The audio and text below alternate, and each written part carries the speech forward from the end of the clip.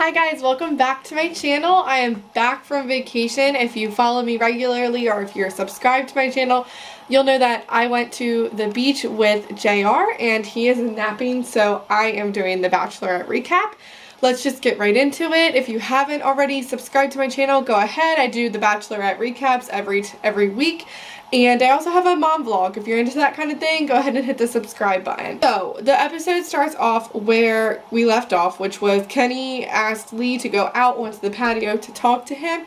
And Will says, unless someone starts throwing punches, I'm not getting involved. I kind of wrote that in there because I thought that was significant. I thought it was going to be like a foreshadowing event of someone actually throwing punches, since Kenny's eye is bleeding in the previews, but it turns out that didn't happen, which I'm happy about that, but it turns out that that was not really significant. But it's nice to know that Will is not going to get involved in the drama unless someone starts throwing punches, like he said.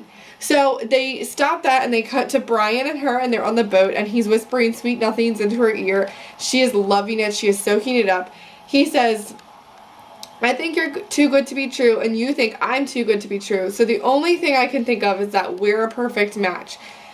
And Brian might be naturally very sweet, but to me, it's a turnoff. I don't want like a guy to like be mean to me, but I just want some realness. And I think that later on I'll talk about this, how I think that Brian and Peter, if you compare the two, you can tell Peter has genuine answers and isn't looking to say the right things.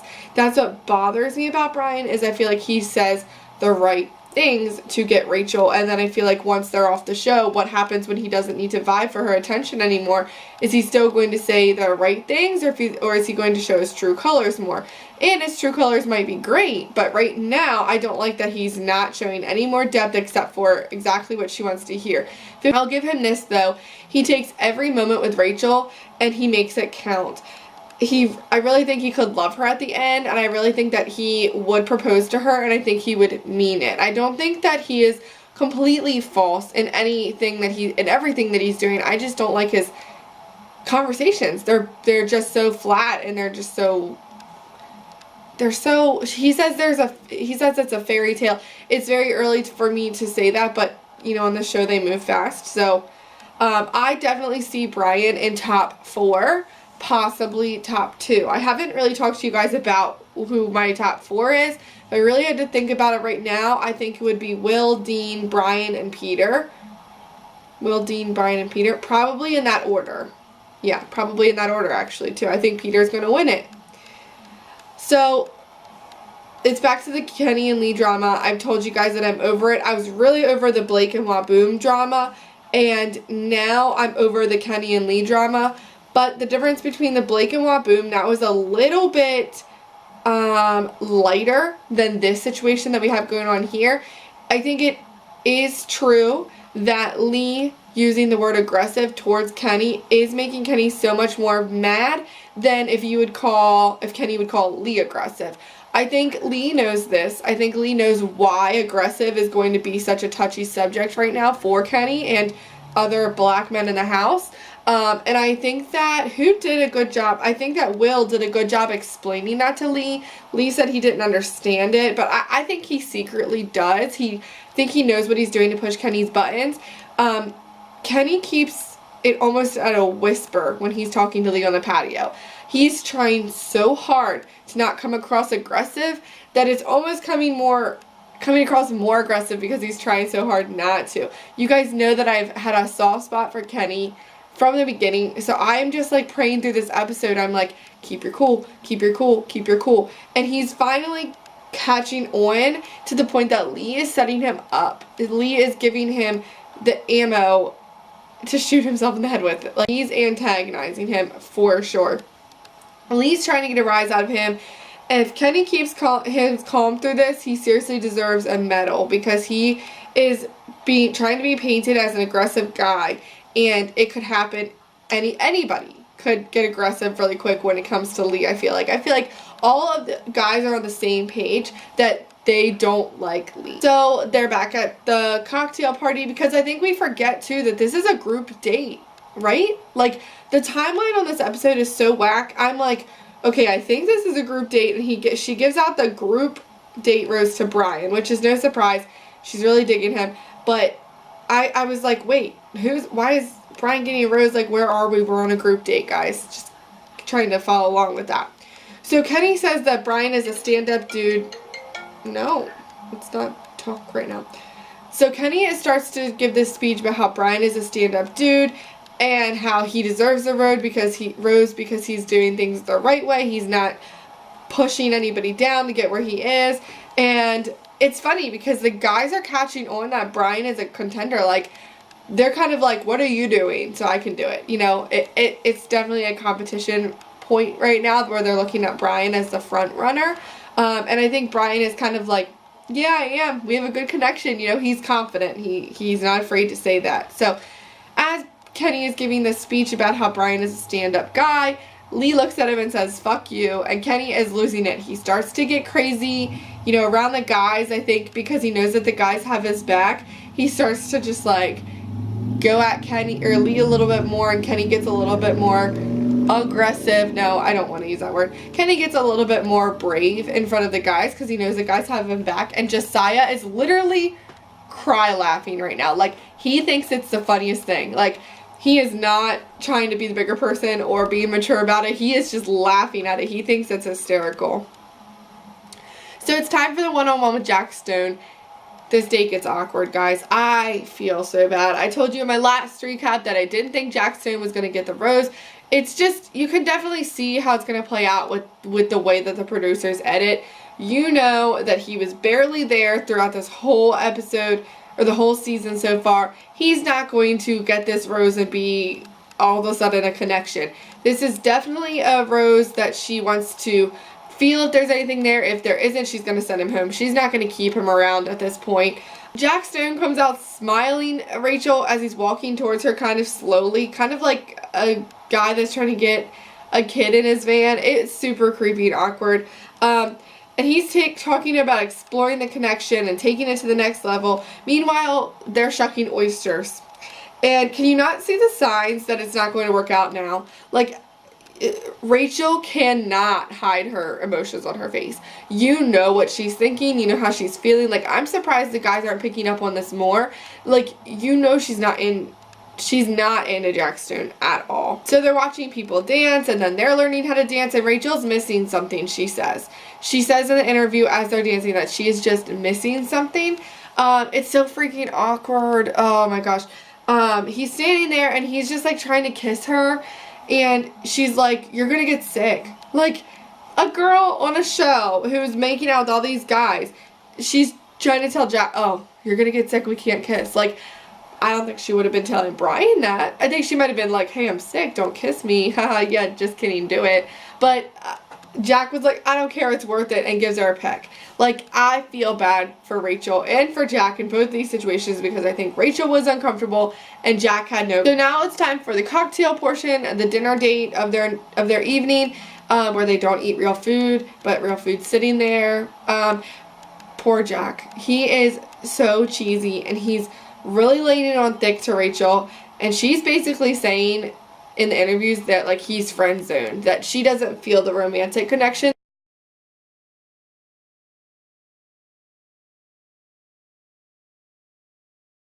I feel like between her comfy outfits and her cocktail dresses, whatever is in between, they're just like missing the mark on her. I don't like that. What style they're trying to portray her. I don't know. Maybe that is her own style. Like I said, I don't know. I thought they dressed them. But either way, I really like the outfit that she has on. And what is with Eric and all of his scarves?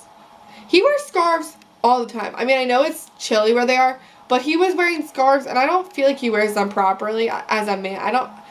Very weird. You guys know I like Eric, but I don't dig scarves. So Brian finally gets his one-on-one, which it feels like he's had one-on-ones because he's made so much time with Rachel and he's took so much advantage of it that it feels like we've seen Rachel and Brian on one-on-ones before, but we really haven't. So we find out they're on this huge ski jump and they're going to propel down from it.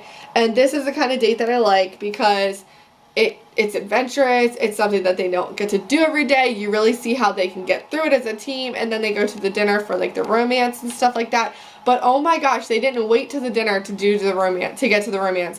They were making out in midair, and it was funny because Brian was like, kiss, kiss, kiss, and she was like, no, I'm so scared. I like that Brian like took advantage of that time and was like, listen, like let's stop being scared, like let's make the most of this, like let's like enjoy this opportunity. Who else gets to kiss as they're propelling down off of a huge sky lift? So ski jump. Oh my gosh. The only awkward thing about this part of the date is when they're coming down, and I think that Bachelor producers really tried to like accentuate this was the fact that they were like moaning and breathing very heavily and often and very high paced, and they were like kissing and like their mics, it was like they canceled out all the background noise and was just focusing in on their like orgasm moaning. It was a little awkward for me to watch, honestly. So Rachel says in an interview during her date with Brian that she gets bored very easily and that Brian doesn't bore her. I'll give Brian that, is that I don't think that he would bore her. I think he'd keep her on her toes. I think he would keep the romance alive. I think he would be passionate. I would be worried about trust with Brian, but one of my viewers said that the ex-girlfriend of Brian had tons of nice things to say, so maybe, you know, that's a good showing of that his ex-girlfriend, I mean, obviously she didn't have bad things to say, and I think that's a pretty good aspect from Brian, is the nice things that people say about him. But you guys know I'm just a little bit fishy about Brian. But then that worries me about Peter, because I do feel like Peter is more laid back, a little bit more reserved, and I worry that she would get bored with Peter. Most girls that get bored easily, they tend to stray or wander or want something else or move from man to man, and I just worry that Peter wouldn't be enough excitement for her, which upsets me because you guys know I like Peter as well. So I do want to keep that in the back of my mind when she's picking Peter. Maybe we'll see Peter come out of his shell a little bit more as well. But if she's looking for excitement, Brian is definitely the guy to do it. Also, if she doesn't pick Brian, whoever she does pick, I'm going to feel bad for, because they're going to be looking back on this date and they're clearly going to see the chemistry that Brian and her have, and I would be really intimidated by that, and it would make me really self-conscious. I would probably even be jealous of the scenes with her and Brian, because they are so electric.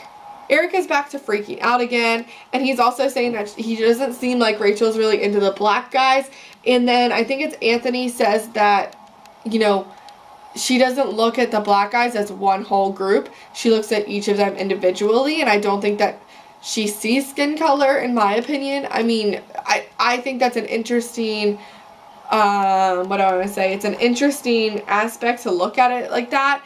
I did say earlier that she seems to be into preppy white guys, but I don't think that doesn't mean that Rachel couldn't marry a black guy at the end of this, or pick Peter and then divorce Peter, or break up with Peter and then marry a black guy eventually, because we all know that this show doesn't mean it's set in stone. But yeah, I did notice that, but I really don't think I don't think that white guys are necessarily her type. Maybe, I'm not Rachel, but it's funny that Eric kind of pointed that out, and it's funny that the producers put that little segment in there. This race problem and the Lee versus Kenny thing, that Eric would say that in front of a camera and that they would put that portion in there. That's just interesting to me. So now they're at the dinner portion of their date with Brian and her, and Rachel has a beautiful dress on and her hair looks great except for that god-awful yellow glitter eyeshadow. The gold neutral glitter eyeshadow I love. You guys know that I'm a sucker. If you've watched my videos, you know that I'm a sucker for sparkly, shimmery things. But that was just a yellow. It was clown-like. I did not like it. I liked the amount of it, and I liked the sparkles, but I did not like the color. So their date goes so good, and he tells her that he's basically falling in love with her, and she's super excited and giddy, and she makes out with him. I'm not saying he's not a good guy. I'm saying that I need to see a flaw. I need to see them disagree on something. I don't need the drama. I just need a little bit of a disagreement on something. A card comes, and they find out that the group date is going to be Adam, Dean, Anthony, Peter, Matt, Will, Alex, Eric, and Josiah. And then they realize it's a 2-on-1 between Will and Kenny. Lee and Kenny, sorry. They found out that the group date, they're going to be playing handball, which looks rough. Coach comes up and he's like, handball is life. Also, why are they wearing wrestling singlets? Why are they wearing those like stupid leotards? I'll tell you who does look good in the leotard is Alex. He looks great in that leotard. He is like popping up on my radar. Maybe he's top 5, but he looks good. He always looks good.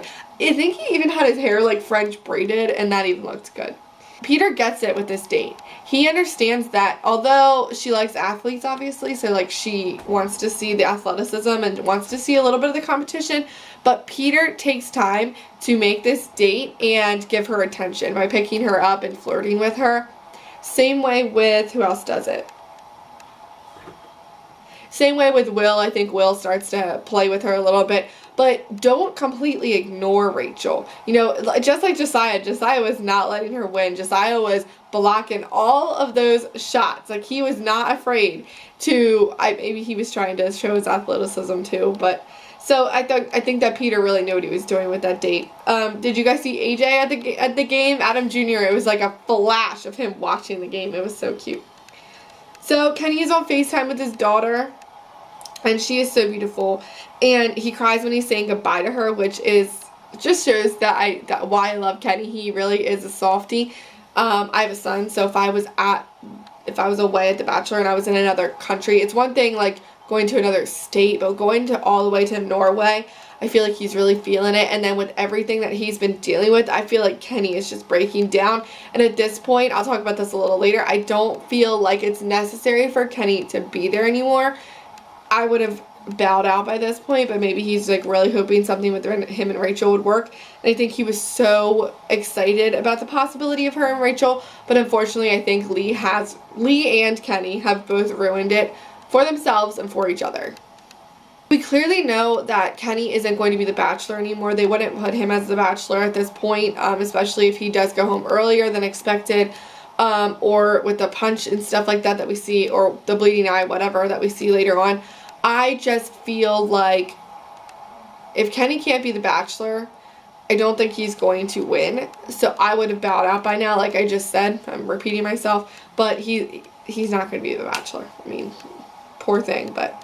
She pulls Will away first at the cocktail hour of the group date portion, and Will says that he wants to start showing his true self to her, and she actually tells Will that she likes him when they kiss. So like he's like, you know, I'm feeling this, and she's like, I like you too, Will, which I don't know. I know people don't usually say I love you to the Bachelor contestants, except for Ben, which I did not think that was a problem to say I love you to 2 people, because you can love 2 people at once. That's another story for another time. Guys, I am so sorry. I apologize for this terrible edit. I will do better next week. I just wanted to get a video up. When they get in the hot tub, it's the cutest thing ever. Peter is genuine. Like, this is what I mean when I can see the difference between the genuinity between Brian and Peter. I feel like Peter just has a better way to come across. And Rachel says that Peter focuses in on her, and that when they're together, she feels like Peter is lasered in on her, which I totally see. I see the compassion with Peter as to Brian. I do think it's just like a surface level. I think Peter can get in touch with his emotional, sensitive side. I feel like this is where that relationship should be going right now, and Rachel definitely is not shy to say that she's digging Peter, and I think Peter's coming away from this feeling pretty good.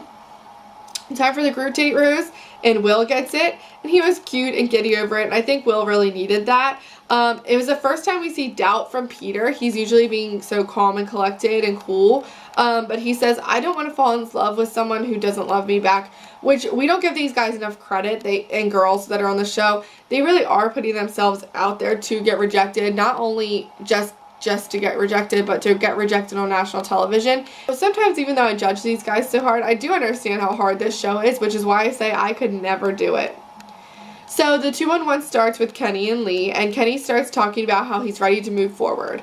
His speech was genuine to Rachel, I really think, and I think that he did a very good job at portraying himself as the Kenny that we know and love. I really liked it, and I thought it was good. And Rachel says that her gut feeling is to trust Kenny, and that she feels like he's really fighting for the relationship, which is a very good way to put it for him, because I really do think he is. She says she gets insincerity from him when he talks. Then when they're sitting there with Kenny, starts talking to Lee, and I'm like, Kenny, don't freaking talk to him. Don't give him more ammo. Just sit there in silence because anything you say could be used against you. Just don't even talk to him. So now Lee is with Rachel, and he starts to say that Kenny has a dark side.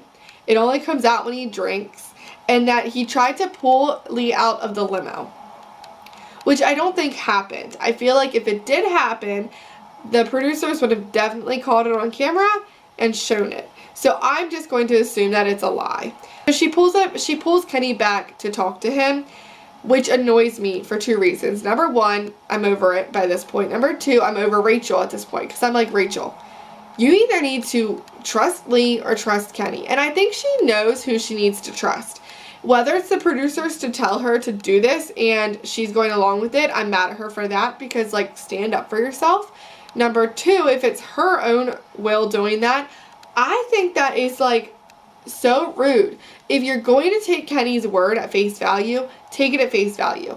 Do not sit there and do more research. But if she really does believe Lee that Kenny pulled Lee out of the limo, at that point I would have looked at the cameras, at the producers, and been like, I need to know if he's aggressive.